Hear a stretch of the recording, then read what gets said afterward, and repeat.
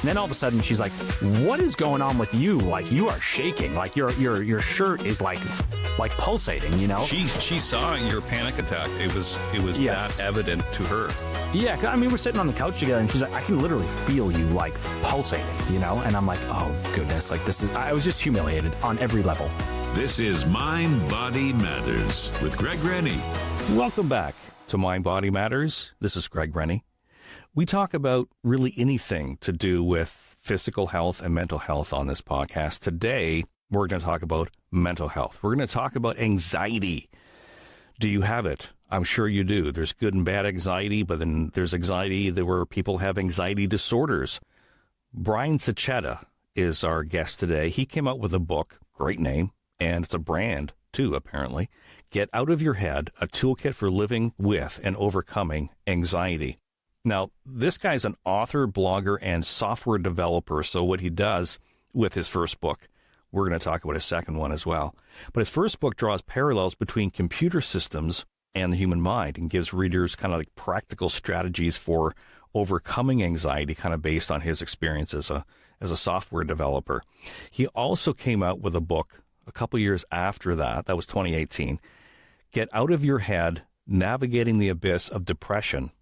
He talks about it like a voyage, an aquatic voyage. Really interesting books. I had a chance to read them, and we're very lucky to have Brian Sachetta in our studio today.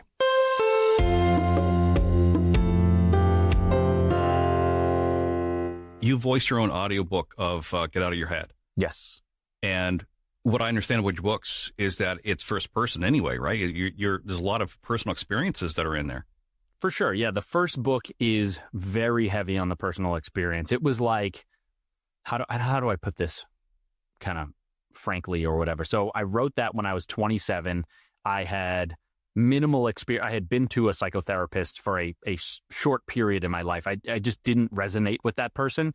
And at the time, I didn't know, right, that it was like, well, you got to keep looking for other folks that you think might be helpful and find somebody that you actually mesh with. And so I don't recommend this necessarily to folks, right? But I sort of white-knuckled it for a long time. And it's not that it didn't work to a degree. It's just that it took a while, right? I think if I went back and was like, well, do this and do that and, find a therapist that you like and try to find medication that actually works for you and listen to thought leaders. Like, it was a different space and different time back then, right? Mm-hmm. When I started on my own anxiety journey, I'd say 2007, something like that. So there was just a lot less content out there. But I think that I say cautiously that it could be easier these days to navigate that. Whereas, like I said, I was kind of white knuckling it. And so I went through this anxious period of my life, and basically I had kind of started seeing this girl, and I was like legitimately in love with her, and Mm-hmm. she went on vacation. She went on a long vacation, and it was kind of bad timing, right? It was like, we went on like 2 dates, and I kind of fell head over heels, and I didn't want to, but I did, and it's like, I can't really control that, and so we kept in touch as she went on vacation, but she was going backpacking through Europe for like multiple months. And I was like, everything is screaming at me like, this is a horrible idea, right? Mm-hmm. To like be invested in this situation and care romantically about this girl, right?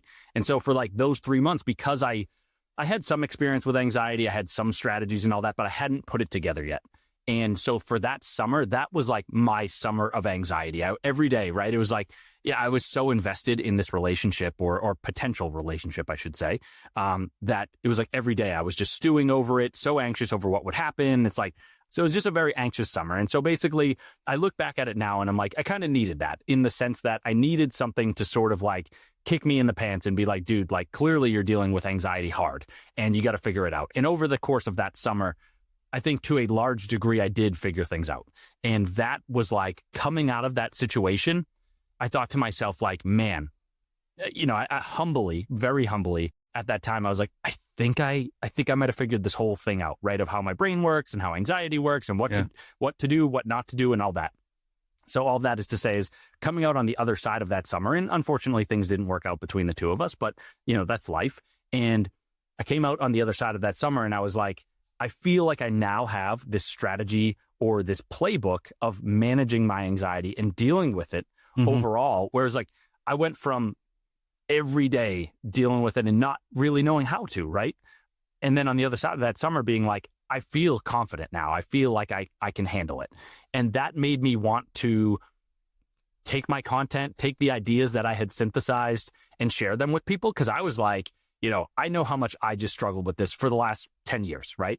Yeah. And I know in talking with other people that they struggle a lot with this too. And so I'm looking around and, sort of the empathetic side of me is like, I know a lot of people who could benefit from this content, both like personally, but also in an abstract sense.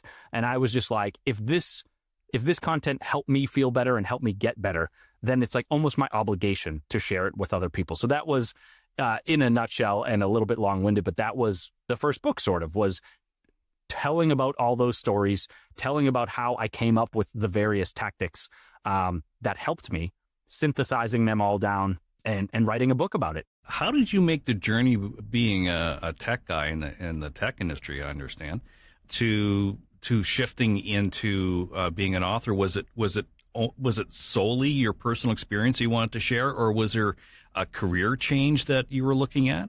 I wasn't really looking at a career change. I guess I would say, combination of the personal experiences that we've been talking about, and then also a little bit of like, wanting to start something of a side hustle, wanting to see if maybe writing certain content and speaking my mind and being honest with people would resonate and maybe lead to some money or whatever.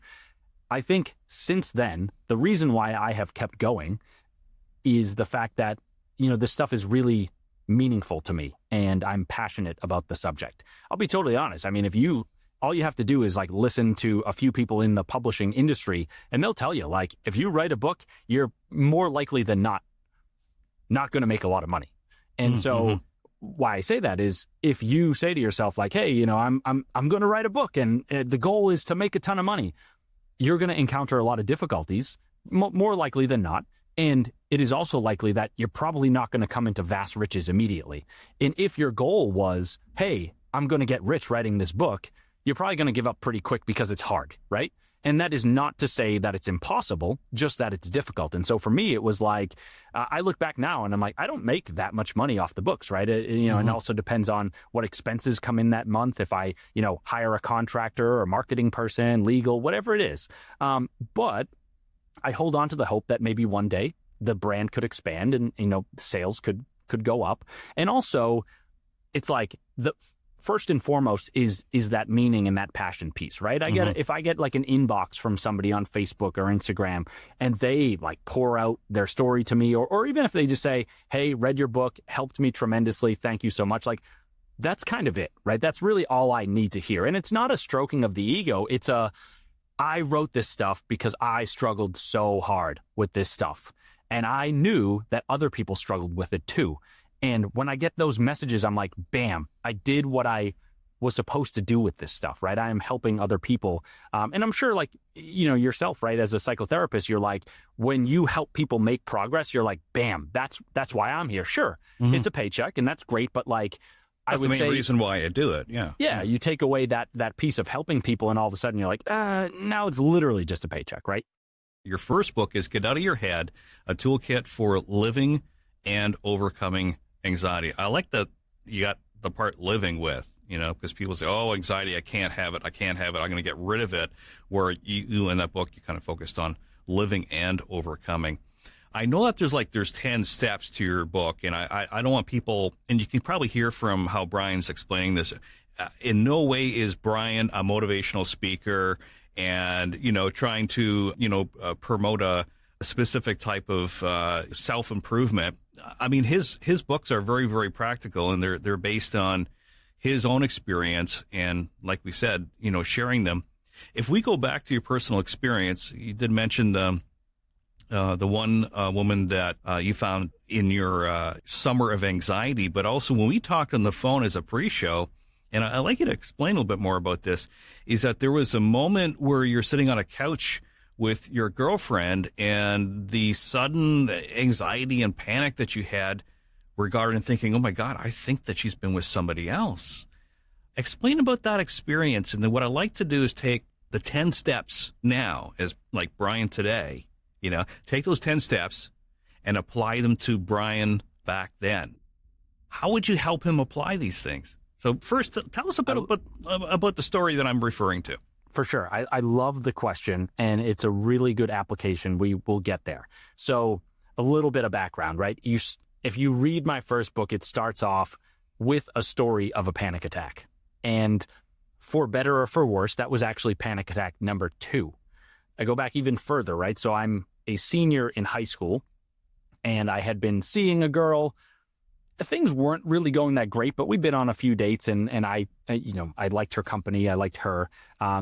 Some of these stories, there will be a recurring theme. I think the interesting thing, I guess, is, right, like, just as a side note, right, I had, like, somebody in my, not extended family, but, like, a friend of a friend read my book, and their response was like, oh, that's so sad. Like, Brian doesn't do well at all with relationships. He'll find somebody. And I'm like, look, I am putting my hand up and saying, like, I'm still single, and at times I do struggle with this stuff. There's no doubt about that. But, like, I'm not going to write the book and be like, well, I saw this girl and I saw that girl and this went well and this went well and I didn't like that girl. You know what I mean? It's like selectively I pick the challenges because those are the ones that are interesting to talk about. And, maybe that helps me feel a little bit better. But again, that's a sidebar. So, I'm seeing this girl in senior year of high school, went on a few dates, and then you just get vibes, right? You're like, oh, she's not really texting me back, and I'm not really sure what's going on here. Like, if I'm being totally honest, I think this is flaming out, And so eventually, I would text her occasionally and just try to get things going again or whatever. And eventually, she's like, yeah, like, let's get dinner this weekend or whatever. And that's awesome. And so we go out to dinner, and then we get back to my parents' house, and we're watching a movie. And I guess full transparency at this moment in time, right? I had very little experience with relationships and intimacy and communication, right? I had no idea what I was doing, kind of flying by the seat of my pants. And I also didn't have a lot of experience with anxiety or depression, or I guess I should say I did get nervous for sure in my life. I had no lexicon for this stuff, and I also had no tools for dealing with it. So even though I definitely experienced anxiety before this moment, I didn't even know that term, right? Or like I had heard it before, but I'm like, I don't know exactly what that is. I just say that I get nervous, So anyway, I'm sitting on the couch with this girl that I'm interested in, and the reason I give that preamble is because I'm sitting there and I'm like, I know that I kind of need to like ask her what's going on between us, or at the very least, I would like to know whether or not I should ask. Who knows, right? But I'm just like, in my mind, I'm curious. I'd like to know. And so I remember thinking about broaching the subject and getting very, very nervous. And, my heart is racing through my chest. My palms start sweating, sort of losing focus and all that, getting difficulty breathing. And so like looking back on it now, I'm like, I basically went into a panic attack, right? And the lucky thing for me was that we were watching a movie, and so I could just pretend to be watching the movie for like 5 minutes. And, I would say like it wasn't the worst panic attack of all time. It's not like it was so bad that I was like, hey, like call the doctor, call 911, I'm dying. It was just like, I was just kind of freaking out, and I was like, let me watch this movie for a few minutes, or pretend like I'm watching the movie for a few minutes, and maybe I feel less nervous. And to a degree, I did. But I was also, I'm still the whole time kind of thinking like, oh, well, I want to ask her, yada, yada. So eventually, and again, with that preamble, right, I was like, I'm not good at communication, not good at relationships. So I kind of just like, because I'm so nervous, I kind of just turned to her and I'm like, so like, what's going on between us or whatever, And it was obviously not smooth. And I think in a way, when me not being smooth, it kind of elicits a certain kind of response in the other person, right? And so very quickly she was like, well, this is awkward, and like, what the heck are you talking about, and whatever. And it came out, she's like, I'm actually seeing somebody else, and like, I don't know if the two of us should see each other anymore. Oh, and man. Like, and, maybe there was some more nuance there of, she was like, well, like, I'm seeing this other guy, like, I hope you're cool with it. And I was just kind of like, no, like, 17-year-old boy, like, I didn't know how to handle any of that. Right. And so I'm sitting there like sort of heartbroken and also freaking out with this panic attack. And I had kind of gotten it under control for the minute, but my heart is still racing, because this is like the first time I've ever like had to, and I will say confront, even though it wasn't like argumentative. It was just like, I had to ask scary questions for me at the time that I don't know if I was ready for the answers, And so I'm sitting there and she's relaying all this. And then all of a sudden she's like, okay, so we're kind of done. And also, what is going on with you? Like, you are shaking. Like, your shirt is like pulsating, you know? She saw your panic attack. It was Yes. that evident to her. Yeah, I mean, we're sitting on the couch together, and she's like, I can literally feel you, like, pulsating, you know? And I'm like, oh, goodness, like, I was just humiliated on every level, you know? And so I guess that is the story, and there are other parts that we could go into. I guess kind of maybe an important piece of context, right? So if you do pick up that first book, the second panic attack, if you will, the one I alluded to, that was a product of basically 6 months of being like, what the heck just happened with this first panic attack? Oh, I see. And me asking myself and saying to myself, how do I ever get back into a relationship? How do I ever get close to someone again when this is probably going to happen, right? And so I was basically every day, like, and this is the thing with anxiety, right, is a lot of us who have anxiety, we have an incredible ability to focus. And that is both a pro and a con, right? Because it's like we can focus on good things if we're sort of oriented toward that. However, if we're not feeling so hot and something bad happens to us, it's like every waking moment of our lives, we can be thinking about panic attacks, we can be thinking about nervousness, we can be thinking about ailments in the body, whatever it is, negative things, right? And so 6 months later, you know, I'm off to college, I meet this girl I like, and it's all I had really been thinking about. And she was trying to come over to my room, but I was so nervous that I was going for a walk down the hall, and she catches me in the hall, and I'm kind of freaking out. And I'm near the study lounge. There's like a chair. It's not its own room. It's just like a little alcove in the hallway. So I just sit down in one of those chairs, and I'm like, maybe this will kind of help me, you know, catch myself. I'll catch my breath. I'll relax, whatever. And she just like immediately jumps into my lap. And within milliseconds, she's just like, oh my God, you're shaking. What is going on? You're a freak. Like, it gets up, runs away, calls me all these names. Oh, and, man. you know, I always tell these stories, and I say, these are part of the journey. And I don't look at these women and think any negativity about them, right? This is just what happened. And for me to make sense of this stuff, I do have to relay these stories. And it's not to speak poorly of them. It's just to state the facts. And so I guess I tell all that so that way maybe now we can look back and we can say, those 10 steps, where did they come from? What are they? How might you apply them? The stories that you're sharing, how long ago was this? Oh, this was when I was so the first one was senior year of high school. The second one was early freshman college. So I am 33 now, 15 years ago. So Brian today, going back 15 years to Brian of then, how would you help him through that based on the 10 steps that you have in the book? For sure. So, you know, I think it still is a difficult subject, right? I'm not trying to sit here and be like, oh, I have all the answers and, you know, I look at it totally different now and none of that was any big deal. Like, you have to face reality, right? I have to face reality, and people have to, if somebody comes to me and is like, I'm struggling with something, I'm not going to sit there and be like, dude, it's no big deal, right? That's not reality. My interpretation of their feelings, that's not right. You know, they feel a certain way and I need to meet them on that level. So I use a lot of caution in my writing and my podcast and stuff. It's like, I want to make sure that I am creating that emotional connection, not only with folks that I'm talking to, but also looking back at like 17, 18-year-old Brian and making sure that I don't sugarcoat things and I don't get it wrong, right? So I'm going to attempt this, but I'm not going to say I'm 100% right on this. I'm just going to give it a shot. So diving into these steps, and you'll just stop me when I'm going too long because I could go for a while here and there are 10 steps, right? I'm not worried about somebody hearing the steps and being like, oh, I don't need the book anymore.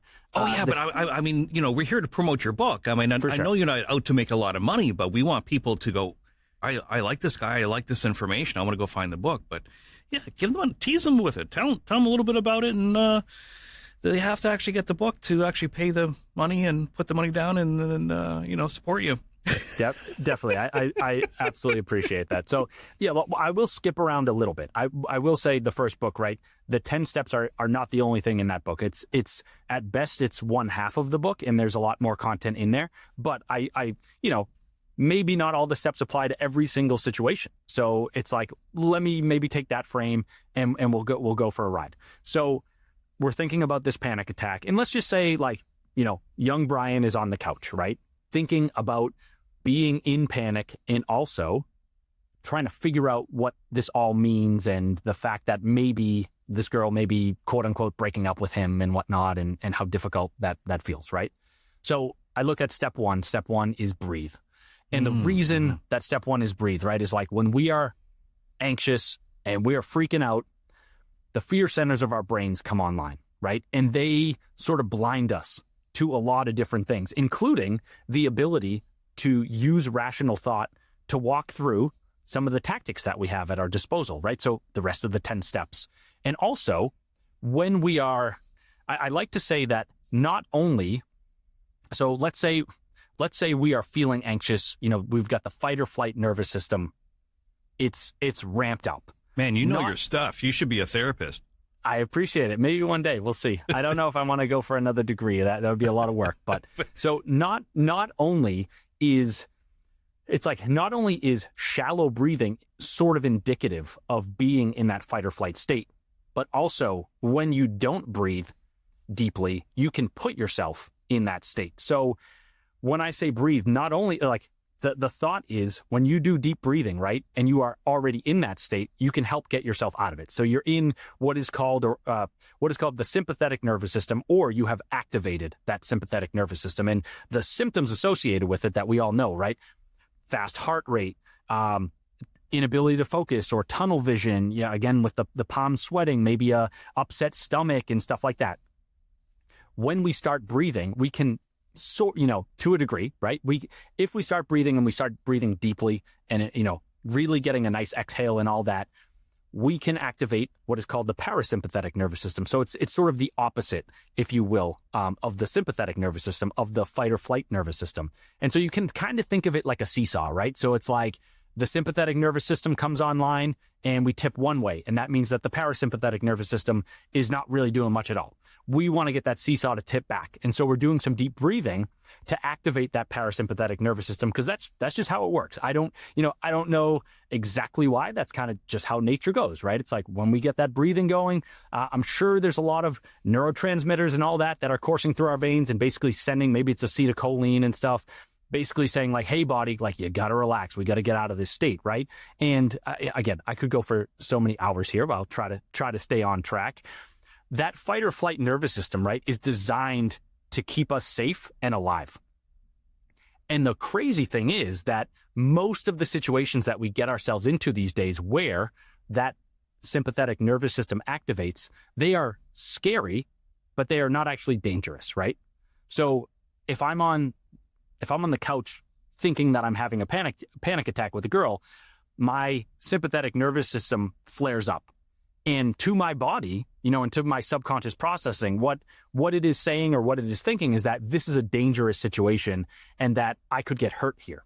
And the difficulty, right, is that I could most certainly get emotionally hurt, but there's almost no chance that I could get physically hurt, right? My life is not actually in danger in this situation. So kind of capping all that stuff together and thinking about breathing, right? I would say, okay, Brian, you're having this panic attack on the couch and you're really afraid and all that. The first thing that I need you to do is just focus on the breath. Because number one, having something to focus on takes your mind off of the scary stuff. Number two, actually carrying out that task, actually breathing, will get you closer to, the calmness that you are seeking, right? And then once we are a little bit calmer and we have shut off those fear centers in the brain and we've kind of brought the prefrontal cortex back online, then it will be easier to say, oh, wait a second, I have step 2 that I can utilize. I have step 3 and so on and so forth. So step 2 is determine the true importance of what's making you anxious. And this is basically to say, to put it a different way, this is to say, zoom out 5 years, zoom out 10 years, zoom out 20 years. Does this matter? And so this is to say, again, to Brian on the couch, right? I know that you may be heartbroken if this doesn't go the way that you wanted. And I'm not taking that away from you. I'm not sugarcoating the fact that this is painful. And it will take pain to get through this if it actually doesn't go the way that you want it to, right? If this girl breaks up with you, you'll be heartbroken for a little bit, and that's that. However, in 1 year, do you still think you'll be heartbroken about this girl? In 5 years, same question. In 10 years, same question. And so I think in that moment, right, maybe as a 17-year-old boy, it's hard to see the fact that in 10 years, you won't actually be heartbroken about it. But I definitely know that today, being 33 and having been through some relationships that don't go the way that you want them to, again, it's not to say that they're not painful. It's just to say that you do find a way past, right? And you heal, and that broken heart of yours gets mended at one point. So step 2, sitting on the couch and being like, okay, I'm not wishing that this girl breaks up with me and I get heartbroken, because that would stink.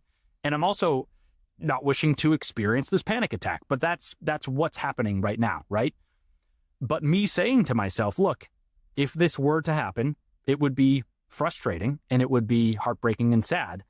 But at the same time, a high school crush breaking up with you is so much different than, say, losing your best friend, losing your parent, something like that. And having that perspective, as difficult as it is, because, we really don't want those things to happen, it does help us put the situation in perspective and say, look, again, very painful. Don't want to go through this, but it is not actually the end of the world, and I will live if it happens.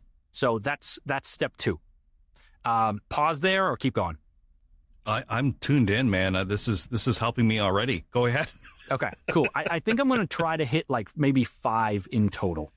Yeah. So step 3 is evaluate the potential outcomes of the situation in front of you and reconnect to the one that you want. And so if I'm on the couch, right, I'm thinking to myself, okay, I'm reflecting on or asking myself, what am I thinking about right now? And I would very easily say that I'm thinking about nervousness and panic and the fact that this girl might, break my heart in front of me. And then I would say, is that the only option or the only possible outcome of this scenario of sitting on the couch right now? And I would say, you know what? I don't know what all those potential outcomes are, but I do know that this is not the only one, right? She hasn't yet broken up with me. We're in this state of, she's been a little bit wishy-washy, maybe she's pulling away or whatever, but we don't know that for sure. And so I guess the idea here, right, is the understanding that if you are focusing on the worst potential outcome of the situation in front of you, that's going to make you feel terrible, right? And so, again, sitting on the couch, I would say to Brian, like, look, I'm not promising that this girl is going to turn around and be like, I'm in love with you and this is amazing and let's date and all that. However, if you think about at least something that isn't so terrible, right? The idea of her breaking your heart, it's going to help you in the moment. And even if things don't necessarily go the way that you want them to in the end, at least for this moment of having this panic attack, it will get you out of that a little bit. It'll calm you down. And so, again, I'll restate the step, which is evaluate the potential outcomes and reconnect to the one you want. It's that idea of, our brains play these tricks on us, and they really, again, going back to the survival part, our brains are trying to keep us safe. The funny thing is, though, is that sometimes they do that so well that they blind us to all these other possibilities that we actually want, right? And so I often say is like, if you're going to a job interview, I know it's different than the couch, but if you're going on a job interview and you're so uptight about it and so anxious about it and you want the job, it's so important to you that your body may make you feel as though the only possible outcome is like nervousness and panic and worry and fear and all this stuff. And it's crazy because it's like, if you are able to step back and say, why am I going to this job interview in the first place? You might be able to get that perspective and say, my mind is like messing me up right now. I'm going to this job interview because I want the damn job, And reconnecting to that allows you to maybe say, like, I'm not just putting myself through this panic, through this anxiety for nothing. I'm remembering and reconnecting to the fact that there's something that I want out of this. And maybe if I think about that, that'll help me feel a little bit better. Again, I guess I haven't said this yet, but with all the steps, it's not meant to be like a one size fits all, use all 10 and they're perfect, right? It's like pick and choose, a little cafeteria style. If you say to yourself, look, I tried reconnecting to the fact that I don't want this girl to break up with me right now, or the fact that I might get laughed out of my interview or whatever, if I try reconnecting to that and it doesn't actually work, then just move on to another strategy, right? So going back, kind of tying it up and saying, in that moment of having that panic attack, what I would say to myself is, and also building on the previous steps, right, is, again, I know this seems so scary and so daunting right now, But if this doesn't go the way that you want it to go, you will survive and you will probably find somebody else in the near future. And also, this situation has not yet resolved itself. So until it has, I want you to try. I'm not saying that it's easy, and I'm not saying it's a cure-all, but I want you to try to think about this situation going better than you are currently projecting it to go in your mind. That's going to help you feel a little bit better. So that's number 3. I'm going to skip number 4 because it's a little bit more generic than sitting on the couch being in the middle of a panic attack, so to speak. I think I'm going to skip number 5 as well, just because it's focus related and it's helpful, but I'm trying to hit the real meat on the bone here. Step 6. So step 6 is to stop questioning yourself, right? And so the idea behind this one is that when we are feeling anxious, when we are feeling nervous, a lot of the times, and maybe all of the time, what is going on in our minds is that we are wrestling with some idea, right? And we are questioning it. If for example, we're sitting on the couch and there's a girl next to us and we really want it to go well and whatnot, we are questioning ourselves, our capabilities. We are questioning whether or not this situation can even go the way that we want it to go. And so step 6 is basically saying, like, that thought process that runs subconsciously and automatically, you got to get in there with your conscious mind now that you've already, breathed and try to, get that prefrontal cortex back online. You got to get into that subconscious mind and be like, just stop it, dude. Like, enough of the questioning, enough of the turning over the thoughts and making yourself feel worse. Stop the questions. If anything else, just, again, go back to step 3. Be like, rather than question this situation and the outcome, latch onto the thing that you want out of this situation. So that's a quick one, but I guess actually in the book, that is one of the longer chapters related to a step.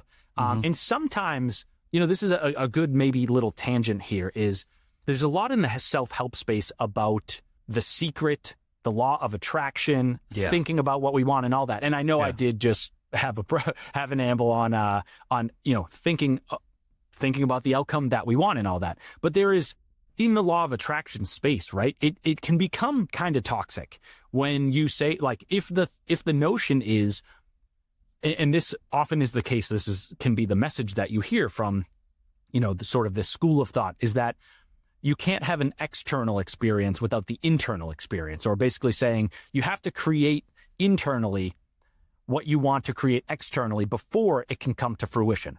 And, I know it's like feel good thinking and all that. And it's like, oh, if I picture myself being a millionaire, I'll be a millionaire. And I'm not saying that it can never work. But what I am most certainly sure of is that if you have anxiety or anxious tendencies, the idea of like continually rehashing, how things are going to occur and whether or not they're going to occur and whatnot. If you are constantly sitting there and being like, okay, well, the law of attraction tells me to visualize what I want. And so I'm sitting there and I'm like, I'm seeing all the pieces play out and I'm doing this and she's doing that and whatever. You can very quickly get into a mental spiral where you are basically ruminating rather than, let's say, visualizing or, positive visualization or thinking about what it is that you want. And so I do make a distinction. I say, even though the sort of tangent that I'm on right now feels as though it's at odds with step 3 in reevaluating or evaluating the potential outcomes of the situation in front of you and reconnecting to the one that you want, the nuance, the distinction that I make is that reconnecting is different from rumination, right? So reconnecting is saying, oh yeah, I forgot that I wanted this girl to not break up with me. I forgot that I want to get a job offer from that job interview. See how that makes you feel? Almost like a daydream kind of thing. You're just quickly not even thinking about it. It's just going in and out of your mind and it's helping you feel good. When you are constantly thinking to yourself like, okay, well, I'm going on this date or I'm on the couch and like she's saying this and I'm saying that and then she does this and that, you're not living at all, right? You are so far in your head and you're just turning over all these ideas and making yourself feel worse. And so, one of the pieces in this chapter related to step 6, which again is stop questioning yourself, is saying that a lot of the times, and maybe I get it wrong, maybe we get it wrong, right? Of saying that you can take the law of attraction, and again, I do think that the law of attraction can push you in the wrong direction. However, we can also take the law of attraction and use it to start these questioning cycles, right? Or these rumination cycles. And so I think it's very important to remember that if there is something that you're anxious about that is not yet here today, and you want that to come to fruition, the idea that you need to like somehow visualize it in your mind before it can come to fruition and whatnot. Number one, it's just not true, right? Think about how many things in our lives have manifested themselves without us having any idea as to, how that might happen. There's a word for that in the English dictionary, and it's called a surprise, right? So it's like, if we needed to actually visualize all this stuff before it happened, that word probably wouldn't exist. And so, again, it is a bit of a tangent, but I think it's so important because, from personal experience, I know that like when the fight or flight nervous system revs up, it prompts you to be like, all right, dude, like prepare for this quote unquote battle, right? You're going to this anxiety provoking situation. So to make yourself feel better, think about how it's going to go. See yourself succeeding in that situation. Very quickly, that turns into rumination. And then all of a sudden you are so far in your head, questioning yourself, questioning everything about your life and and blowing the situation in front of you out of proportion. And so step 6 is basically, a catch-all to say all of the stuff that I just talked about, don't do that. And to the degree that is possible, try to get that behavior out of your repertoire if you can. It's very difficult, right? Because a lot of these patterns are run on a subconscious level. However, again, if we start with deep breathing and we get out of sort of the subconscious, we stand a little bit better of a chance of not going into those subconscious processes, or at least getting stuck in them. So tying this back to the couch, right? I guess what I would say is I'm on that date with that girl. I'm on the couch and I'm questioning. I'm like, does she like me? Is this going to go poorly? Whatever. I would basically just say, Brian, look, I know those are scary questions and I know they feel like they need answers right now, but thinking about them is not going to get you anywhere because you're not going to get an answer right now. Just stay in the moment and try to use those other steps to continue to make yourself feel better, and then just see where the situation takes you. You have the tools that you need to survive this thing long term, right? So it's going to be okay. And then from there, we're moving on to more steps. So we've done 4 so far. I kind of hinted at, I'm going to skip this one, or at least the ramble on it. I'm going to skip step 7, but the one that I was thinking about was step 8, which is get back to the present moment. Because if you listened into that last one, I kind of gave like a, hey, stop turning over the questions and just get back into the moment. That's you could sort of extrapolate that out and make some inferences there based on the things that we've already talked about. Step 9. I'm going to skip this one too, and I guess leave folks with something to potentially be excited about to read. Right. But then let's finish off with step 10, which is remember this too shall pass. And this is something of, so there's a couple layers here. It should feel a little bit familiar based on some of the steps that we've already talked about, right? If you think about step 2, determine the true importance of what's making you anxious, and saying, hey, in 5 years, like I'm going to be okay from this situation, even if this girl breaks up with me, like my life is not going to end. It's something of that nature, but the other layer is also the panic piece, right? And so I'm just going to restate the steps so we're all on the same page, right? So remember this too shall pass. And it's, this too shall pass is not a phrase that I've come up with. It's most certainly in, common dialogue and stuff like that. But it's the reminder that like, even when you're going through difficult things, whether it's, whether Brian's sitting on the couch and he's worried that, his sort of girlfriend or whatever is going to break up with him, or the more important piece, I think more relevant piece right now is, if Brian is sitting there having a mini panic attack, one of the difficulties, right, if any of us is having panic, is that we get, and I am absolutely not judging anyone, because I've been there before and it's so difficult. This is just intrinsic to the actual phenomenon itself, right, is when we go into panic, we are like so entrenched in that. And it's almost all consuming, where it washes over us and we can't see outside of it. And we think to ourselves like, this is going to last forever. I feel so horrible. I've never felt this horrible. I might die, XYZ, right? It's much easier said than done. However, if you find yourself in that state, if Brian is on the couch and he is having that panic attack, I can now look back and say, I've had a few panic attacks and I've gotten through them, right? And so I would say to him, look, dude, this is so painful and it's frustrating and you don't even know what you're dealing with right now, right? You don't have the words to be able to just describe this is anxiety, this is a panic attack. You just think you're super nervous. And to a degree, that's correct, right? I would say to him, I was like, even though it's so painful, in 5 minutes, in 10 minutes, in 20 minutes, like it's going to end. The panic is going to end because the body literally cannot be in panic for its entire life, right? So, in terms of the mechanisms inside our bodies, right? You've got that sympathetic nervous system. You've got the parasympathetic that calms us down. I was actually listening to something recently, and I don't pretend to be a scientist. I just listen to books and read articles and stuff like that. And because I find it interesting and I find it helpful, right? And the author was basically saying that at the same time that the sympathetic nervous system comes on and we have adrenaline and cortisol coursing through our veins, there's a mechanism in our body. I want to say, I think it's the hypothalamus, but don't quote me on that. There is wherever acetylcholine comes from, that gets triggered right around the same time. The issue is that it takes longer to settle in and to activate. And what he was basically saying was that at the same time that you go into a panic attack, your body has already set off the chain of events that is going to get you out of that panic attack in like 30 minutes. The difference is that, or like, I guess a nuance there is like, so one, again, your body can't be in panic for like 24 hours. It just like, at that point, something bad would happen. And also like, that's just not how it's designed. Number two, if you have to wait that 30 minutes, the body will, bring itself with the acetylcholine, it'll bring itself out of that panic state. However, that 30 minutes is not like a hard line in the sense of like it's, I would say it's a maximum, not like a must, if you will. So if we walk through the steps and we do some breathing and we, recite mantras and help ourselves feel better, we can get to that calm state in 1 minute, in 2 minutes. 2 minutes and 5 minutes and 10 minutes and all that. And so it's like the 30 minutes is sort of like as long as it could possibly go.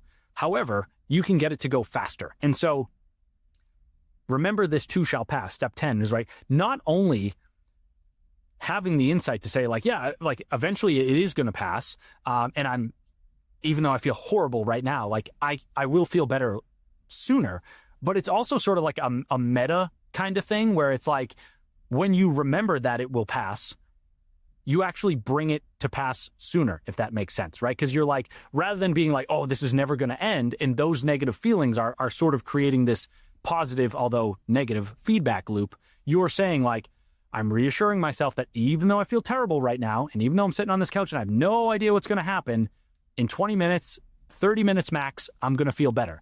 And by virtue of having that hope, right, you say to yourself like, okay, there's not so much to be afraid of right now. There's not as much to be scared of. Like, I will get there eventually. And then it's almost like you're saying to your subconscious mind, like, dude, I got this, or we got this, And then it's like, oh, okay, I can take my foot off the gas. And then next thing you know, and I'm not trying to simplify it too much, right? It's again, it's challenging and it can take a little while. But you send this subconscious message to your mind, and it's like, oh, okay, we don't have to keep sounding the alarms if we don't want to. And so that helps us get out of that state. So rounding things out, saying to Brian on the couch at 17, being like, dude, this stinks, it's painful, XYZ.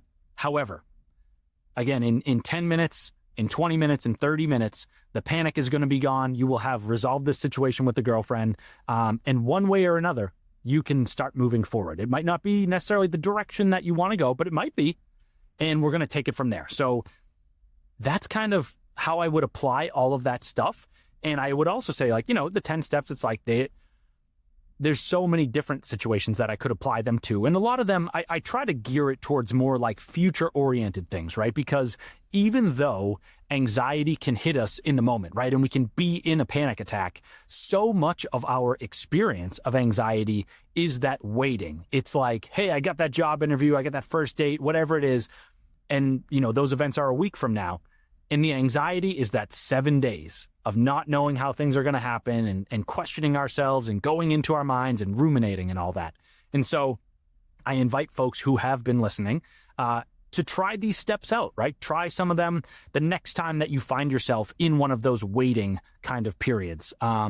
Because, oh man, it's like that can be difficult to get through. However, if you use these strategies to make yourself feel better in the moment, sometimes you can string together enough positive emotions to eventually get to the situation you're fearing, appearing there and being like, either being like, hey, this isn't so as bad as I thought, or not even realizing that you're now in the situation that you were fearing and kind of going on autopilot and performing well, right? So, I don't know. There's so much to talk about here, and there's so many ways to apply the steps and all that. I'm gonna stop there, but I think we covered a lot.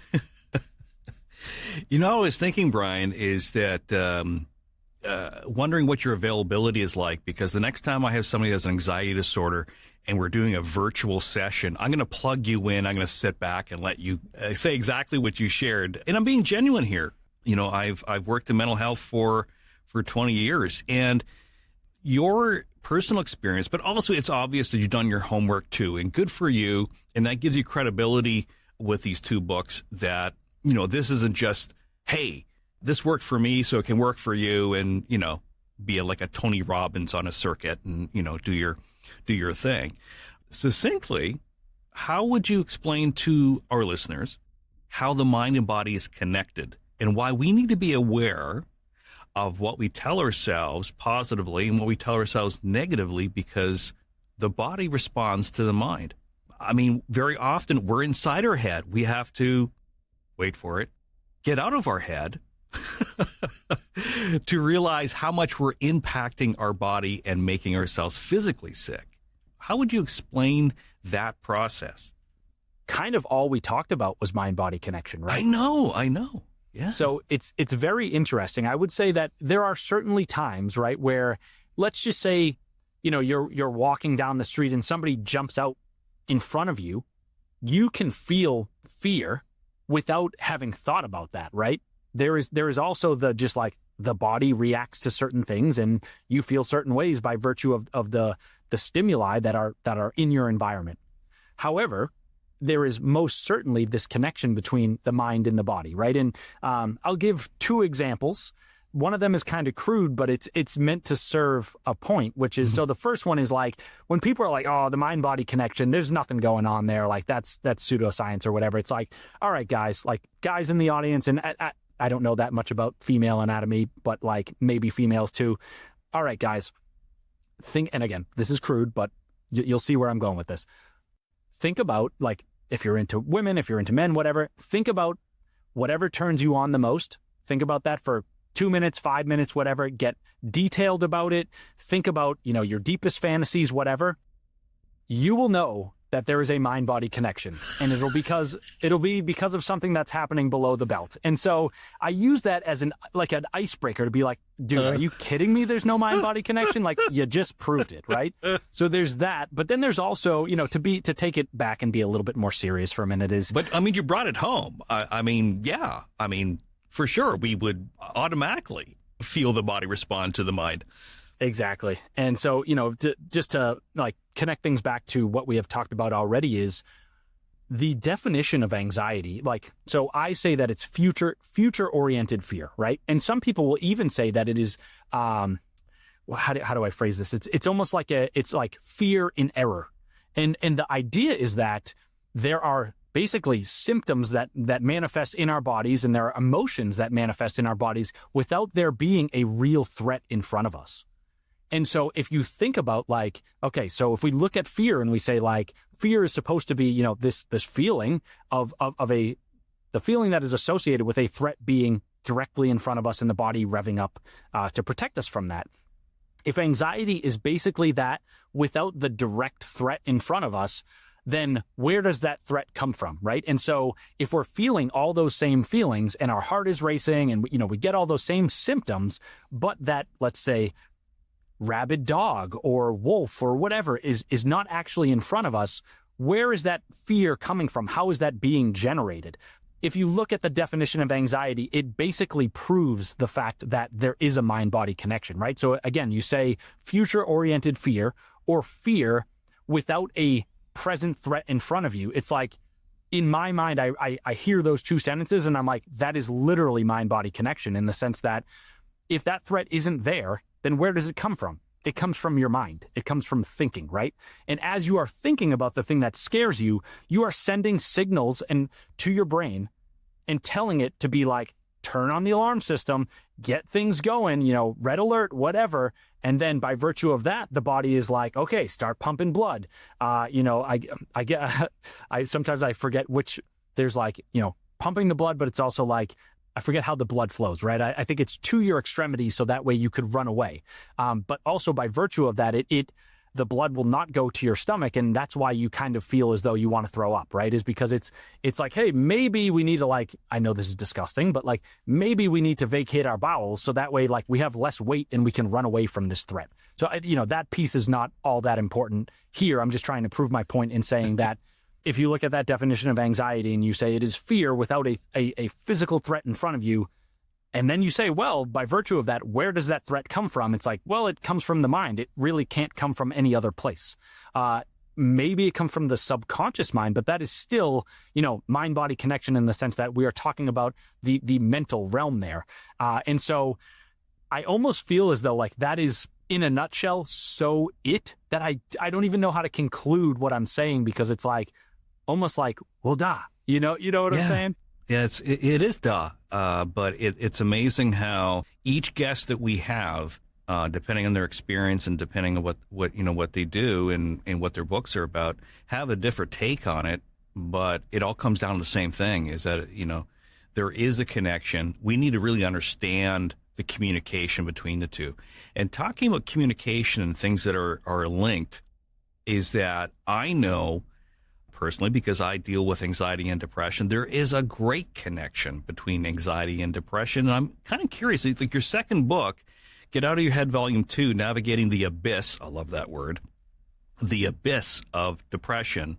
What motivated you to write that book after writing a book about anxiety? Did you see that connection as well, or was it a personal experience that brought you to writing that book? For sure. That was also personal experience. So I went through, my doctor would say that it was dysthymia, which is basically persistent low-grade depression. Right. And it's, the definition there is usually somewhere in the realm of 2 years. So it lasts for a while. So I went through this depressive episode, and again, seems like dysthymia, but I was not in a good place for a very long time. And to be totally honest, I could dissect the entire thing, and I could tell you where it came from and the thoughts that I was spinning around in my mind. And that's what I did in the second book. But it was something that I struggled with so much. And, it wasn't meant to be oh, Brian's now a science experiment. And any time that he undergoes some mental health thing, he's going to write a book about it. It honestly wasn't my intention. If I look back, I repeat this in the actual second book, I say, I was just about to hit the publish button on my first book. And in my mind, I was I came so far with this mental health stuff, and I feel like I have, quote unquote, figured it out again. This is me as at the time being 27 and just kind of being, an overconfident 27-year-old male, right? Not knowing what I didn't know and all that.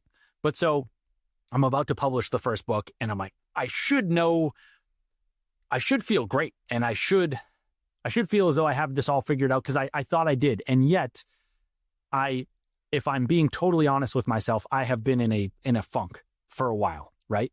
And I don't know how to get out of it. And so it was sort of this moment where I was and again, I repeat it in the second book, but I was I thought I was done, and I thought the book was kind of all I had in me, and I really did not plan on writing the second book. But I found myself in the throes of this depressive episode, and it lasted for a while.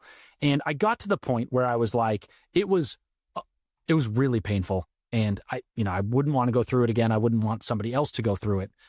But I just looked back, and I was look, I just spent the last however many years, I guess at that point it probably would have been a couple, right? A couple years trying to map out anxiety, trying to figure it out, trying to synthesize down my learnings, write a book about it, write blog posts about it, and help people. And again, I'm not trying to make this a science lab. However, I know that at some point I will get through this depressive episode. And on the other side of this episode, because I have experienced a lot of pain here, I now really know when people are like, I'm depressed, I'm like, holy crap. I am so sorry. That is so brutal. It is so awful. And I looked at that and I was like, we just did the same thing for a different disease.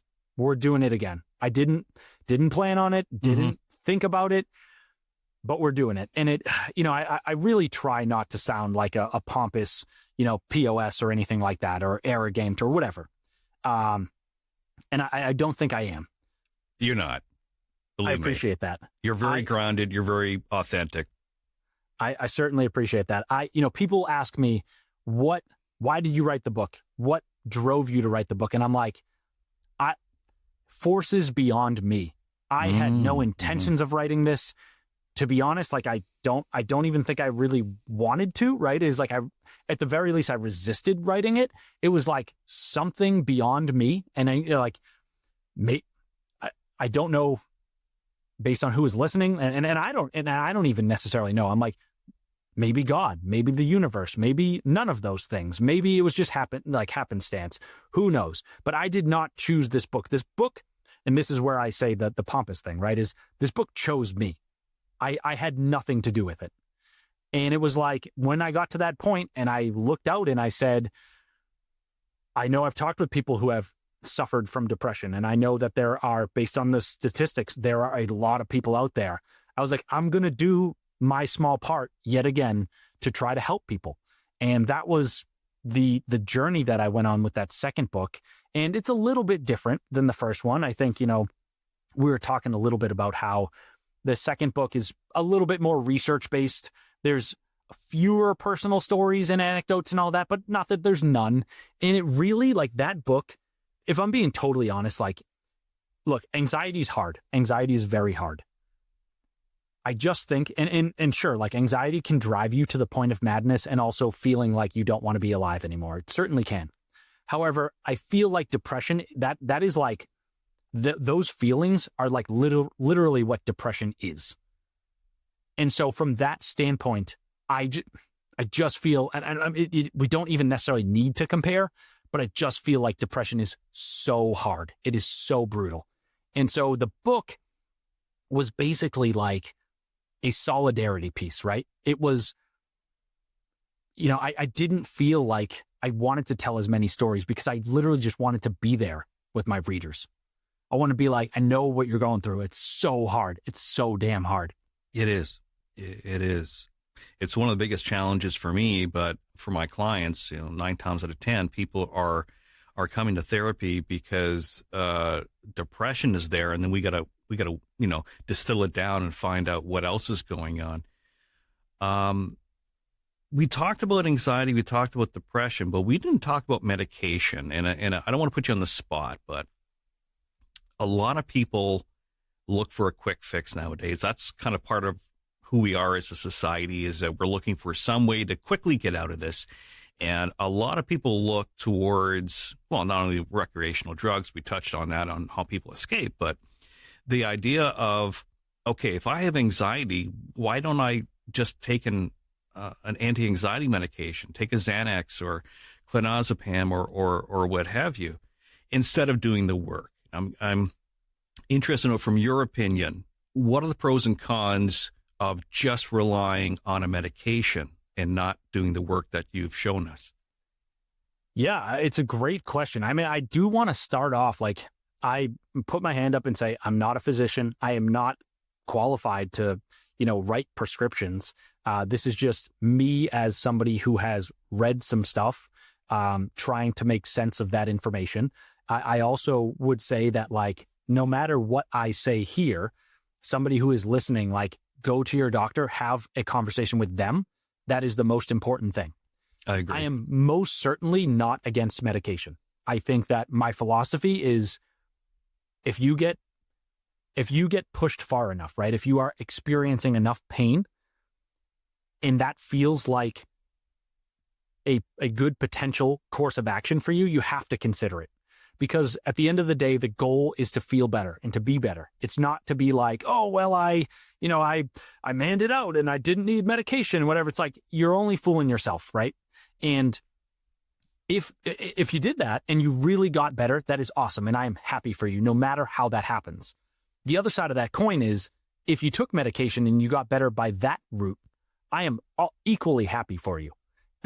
Again, the goal is just to feel better. At the same time, I do want to state that like there's a lot of research out there. So you talked about Xanax, you talked about what's the clonazepam. Thank you.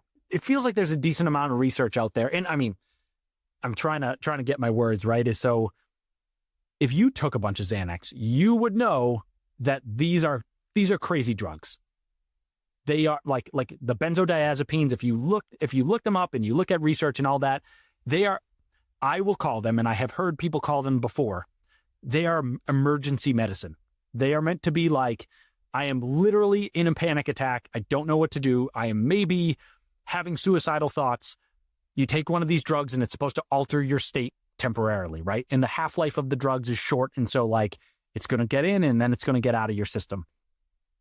The problem with drugs like that is they are very dangerous. And I'm not, again, please talk to your doctor. They are the person to speak with on this. However, like benzodiazepines are addictive and they can change the way that your brain works. And so I know many people who got addicted to Xanax, and that is not a place that you want to be.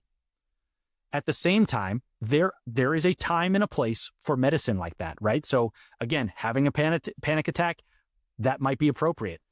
However, like if you get to the point where you are taking like 10 Xanax a day or something like that, that is when you need to step back and be like, this is probably not a good idea, right?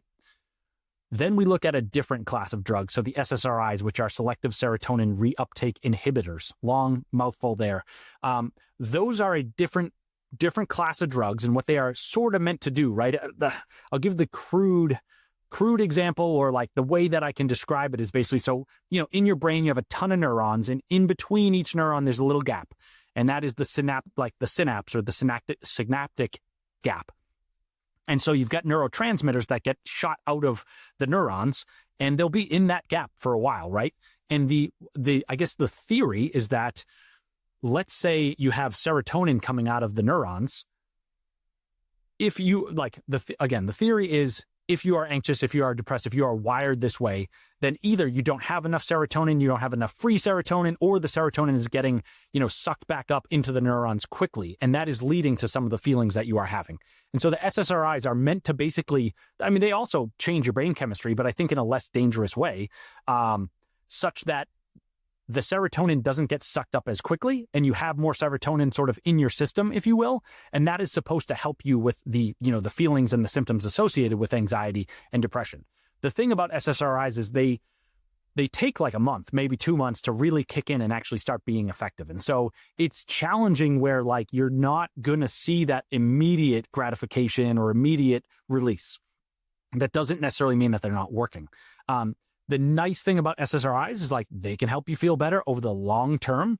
And I believe, again, take some of what I'm saying with a grain of salt, but from the research that I have read, the SSRIs are not addictive. Whereas benzodiazepines, Xanax, Klonopin, those things can be addictive because very much so. They like it's, I'm using a bad analogy, but they have a similar effect to like drinking alcohol in the sense that your state changes quickly. And then it goes back to normal, all in a short window. And so there's a possibility of addiction there. So, the reason I talk about all this stuff, and again, I'm not qualified really to speak on it that much. And I'm absolutely not qualified to treat people. I just want people to know like some of the facts, and especially speaking with you, Greg, where you are qualified to do this stuff, right? Just letting people know what is available to them, what is not available to them. Like in my mind, I would say what you really want is a holistic approach, right? So you want to be able to have some of the strategies and the tactics that we have talked about on this show. You want to be able to look at your anxiety differently. You want to be able to view it not necessarily as this thing that has all this power over your life and that is so awful and so terrible, right? I'm not going to sit here and go like, self-help motivational speaker and be like, your anxiety is your best friend and all that. But it can it can help you at times, right? People will often say, like, there's this notion of anxiety reappraisal, which is basically saying that if you're going to do something that scares you, let's say you're going to go give a public speech, like, just by virtue of doing that, your body is going to be revved up and you're going to be a little bit scared. However, if you look at a different situation, let's say you're on like a roller coaster or something, your body is also going to be revved up because you're like flying through space, you know? And so obviously there are some neurotransmitter differences probably between anxiety and excitement. However, like the sympathetic nervous system coming online or activating a little bit, there is a world there where you can say, like, when that system comes online, the body becomes excited, right? And then by virtue of us saying this is a negative or a positive event, we then can influence the feelings of the excitement. So, you know, you get up on stage and you're like, oh my goodness, I'm so nervous. This is the scariest thing I've ever done. This is so terrible. You're sort of like validating the experience that your body is already having, right? And you're saying it makes sense for you to be anxious and feel so terrible because because you're scared, because I'm scared, all the above. However, the re-anxiety appraisal piece is to, and again, I'm not trying to do the motivational speaker piece here, but is to get on stage and say, like, so what? Like, you know, my heart's racing a little bit and all that, but like, dude, I'm excited. Like, this is kind of fun. And there's literally more energy coursing through my body. And maybe this energy is going to help me connect more with the audience, right? You will talk to people, former athletes, people who give speeches, actors and whatnot, and they will often say, if I'm not a little nervous before I step on the ice, before I step on the court, before I step on stage, then I feel like something is really wrong, right? And so it's like, it's par for the course, and it's sort of up to us to say, is this quote unquote positive or constructive anxiety or / excitement, or is this negative anxiety / fear? And so going back to the holistic approach, right? We want to be able to, at a very high level, say there are going to be times where we can look at the anxiety and we can say there is some benefit here that we can use to our advantage. Then we also want to develop a course, a bundle of tactics that we can pull out, maybe the 10 steps to getting out of your head, maybe your own set of tactics that we can pull out when we're feeling anxious to be able to be like, okay, I'm going through my steps and I'm helping myself feel better and I'm going to calm myself down. Then also we might want to consider things like an exercise plan, right? To help us regulate our bodies on a frequent basis and kind of keep our, I don't know if you will, like our stress hormones in check and all that. But then we also might want to consider medication, as we've talked about. And so my approach, right, I go back to the holistic pieces. I talk about all these things because I want people to know what is available to them. And I want them to be able to suss all those things out and say, look, I tried running every day. Wasn't for me. But I liked weightlifting. I tried, this one specific SSRI. Wasn't for me. But my doctor put me on another one, and that one's doing pretty well. I tried 10 of the tactics that Brian talked about. I liked 4. I didn't like 6. Bundle all those together, and then you have a framework at all the levels, right? So you're like at a baseline. And I'm not saying that you need to do all of these things or any of these things, but let's just say, for example, at a baseline, maybe you're on an SSRI, and that sort of gets you to a place where overall you have a little bit less anxiety and like your, what's the right word? Your baseline is just a little bit better.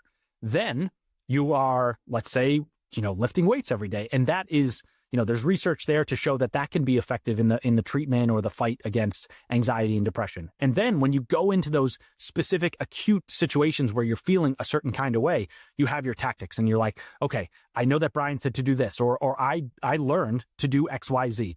I'm going to run through those steps and I'm going to feel better. And then again, so why I'm saying all the different levels is you have the high level, you have the mid-level, and you have the low level of, like, depending on the kind of situation I'm in, whether it's like my life in general, that's high level, right? A specific situation, sitting on the couch with a girl, that's low level. And then you're able to just look at sort of, I don't know, your entire, I think of it almost like, you're a pilot on an airplane. You get all these knobs and all these levers and stuff. And so you're switching you're twisting some knobs, you're moving some levers and all that. And you're able to pilot. If you are the plane, so to speak, right, you're able to say, like, okay, we're trying to get here emotionally. We're trying to feel a different kind of way. And based on how we run this plane and how we operate it and all that stuff, we stand a better chance of dealing with anxiety. And so I guess all that is to say, round it back and talk about the drugs, right, is, again, everybody, if they, everybody should have a conversation with their doctor and let that sort of be the guiding voice. But you should also look into the drugs yourself and say, based on what I'm reading online, is there any risk of, something like addiction or something like that? And then present those questions to your doctor, because like, again, these should be open conversations. This shouldn't be like, well, my doctor told me to do X and, I decided against it, but I'm not going to tell him. Right. So bringing all those things together and being able to create what, rounding it out and saying like the title of the first book, right? We talk about the anxiety toolkit. All of those high level and low level strategies comprise your anxiety toolkit. And if you have a robust toolkit, you stand a good chance of finding yourself in any situation and at least being capable of pulling yourself out of it. Not always easy, but you will have the tools, and then maybe that'll get you to where you want to go. Again, the goal is to get better. And I am absolutely not discounting how you do that. If like, and it's also like, if I pull back the thread and I say like, get better, and I literally mean that, right? If somebody says like, well, what happens if like I get better, but then I'm like addicted to benzos or something? It's like, well, then you're not better, right? Like the goal is to be healthy functioning and not addicted to things and not be crippled by anxiety and depression day in and day out. And so, again, not discounting how you get there. If it's with medication, like I do not have any judgment against that. You need to do what is right for you. And if right. I decided that was right for me, I would do it. I would 100% do it. And, I've taken an SSRI before. I kind of said earlier, it was like, it didn't feel helpful for me at the time, but now that I know that it can take time to, number one, like, I was on it for many months, but it was like, it can take time to kick in, but then it can also like, you need to try different drugs. Like your doctor will maybe change your prescription, not only the actual, active substance that you're taking, but then also the dosage. So it's like, if I had given that more consideration, I might've tried the medication longer. I guess I found different things that helped me along the way. But again, no judgment in what it is that helps a particular person. The only caveat I have, and you sort of gave it, Greg, was that, at some point, like we have to confront our feelings. We can't run away from them, right? And the difficulty, and I'm trying to stress this so much, is like literally no judgment on the medication. The only thing, right, is the medication could potentially, like let's just say you're taking a lot of benzodiazepines, that medication could be more of a mask of the feelings, right? And allow you to treat it as a crutch to be like, I am not willing to confront my feelings of anxiety. I'm not willing to confront my feelings of depression. I'm just trying to blunt them, to get rid of them.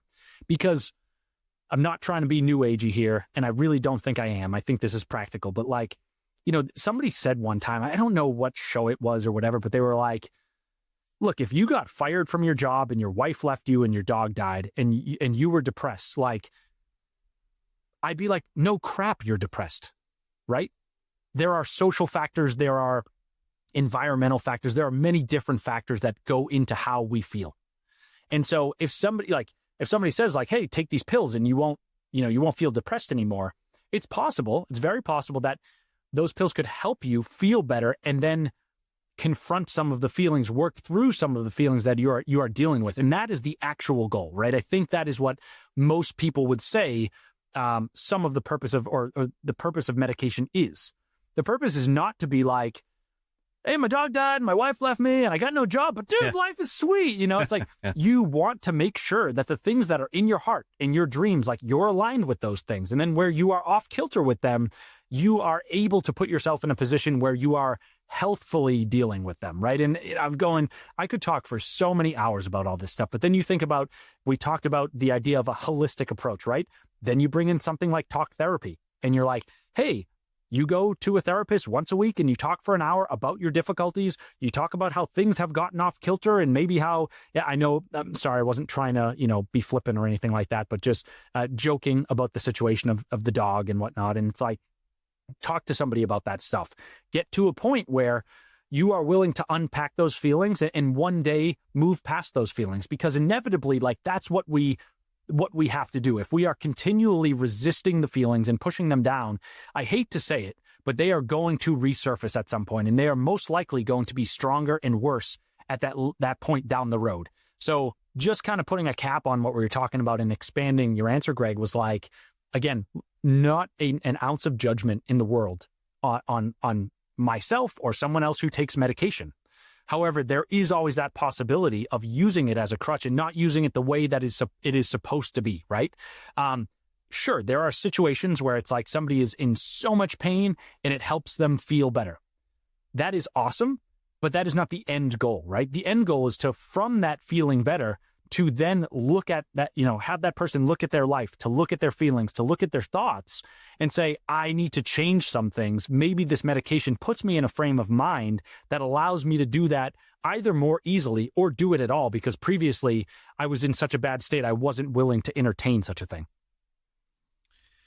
The two books, and I really encourage people to look into them. This is really, really good advice. Well, I mean, it's not so much advice. You're taking this from personal experience, but you did your homework, and I just want to I want to emphasize that.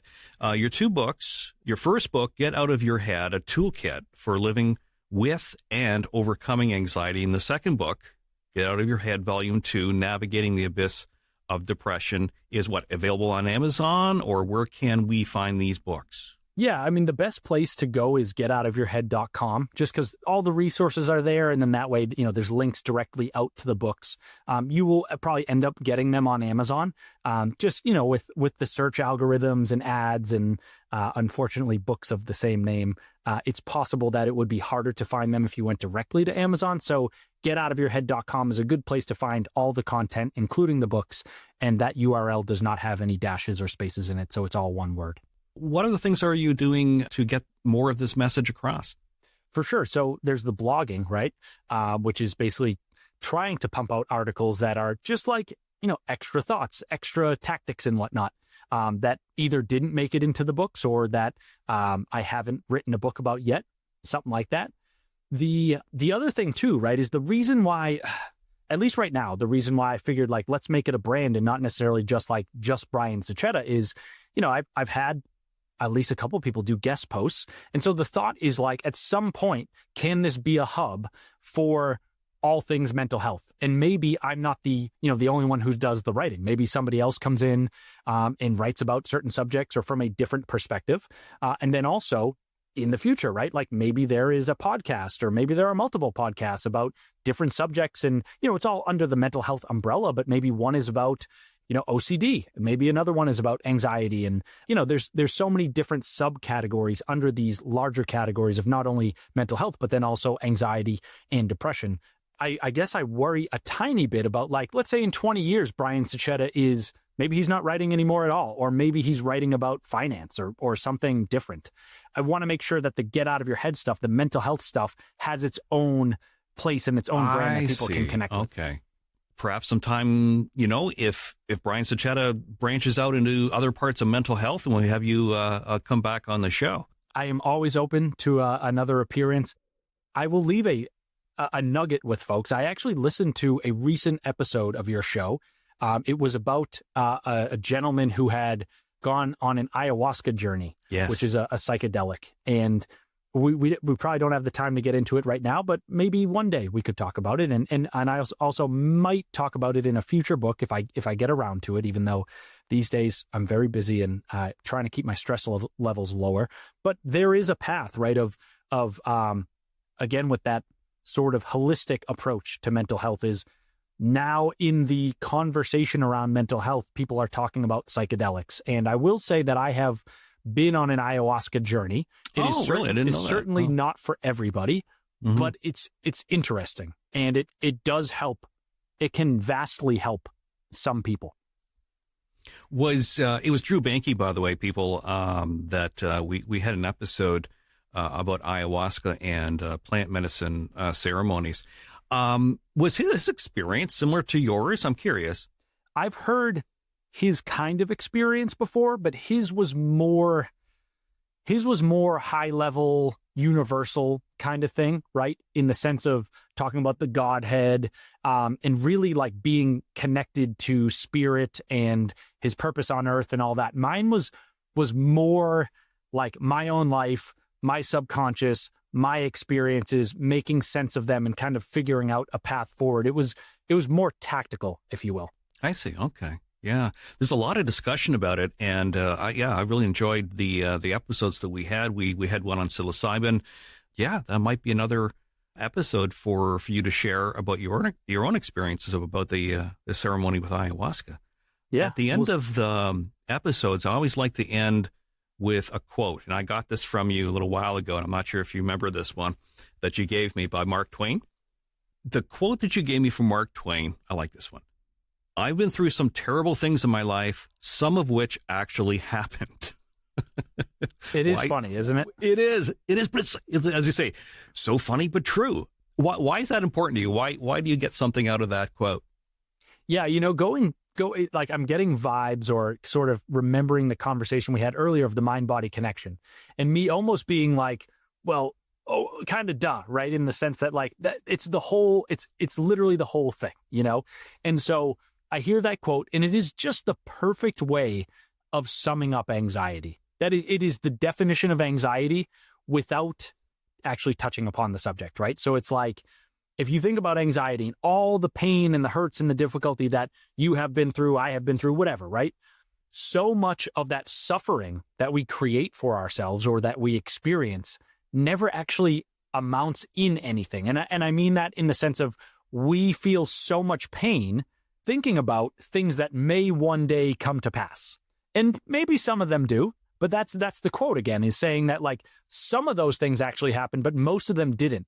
And yet I drove myself crazy thinking about them and creating so much pain.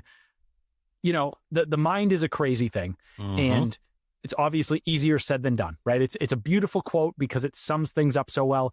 It's not necessarily meant to be like, hey, feel bad about the fact that you create this pain for yourself, because that's just how the mind works sometimes. But it's a little bit of comic relief, and it also just sums things up so perfectly. It's like, yep, he hit the nail on the head. I don't even know if he exactly knew what he was talking about. Like in terms of, I don't know if the quote came from a discussion about mental health or anxiety, but yeah, it's like, that is psychoanalysis, like of the highest level from a long time ago. Yeah, a lot of his quotes are very funny, but it's maybe because as I got older, I've reread his quotes and realized there's more than just the humor. That it's actually quite poignant, and that definitely is. Brian, thanks so much for setting aside the time to have this chat today about getting out of our head. I appreciate everything that you provided with us today. All the best with your 2 books and your brand. Awesome. Thanks, Greg. It was a great conversation. Loved being here. Really appreciate the time and the opportunity.